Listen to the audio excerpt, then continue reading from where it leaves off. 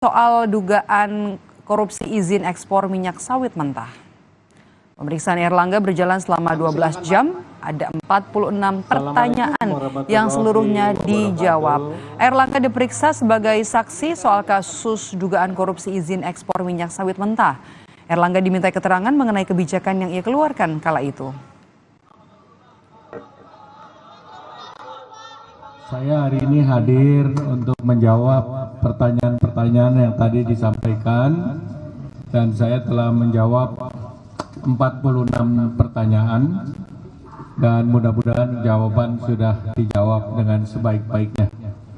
Hal-hal lain tentunya nanti penyidik yang akan menyampaikan atau menjelaskan. Terima kasih.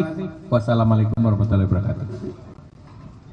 Kami memandang perlu untuk memeriksa Bapak Erlangga dalam kapasitas beliau selaku Menteri Menko Perekonomian, khususnya terkait tugas dan tanggung jawab beliau dalam rangka mengatasi kelangkaan minyak goreng.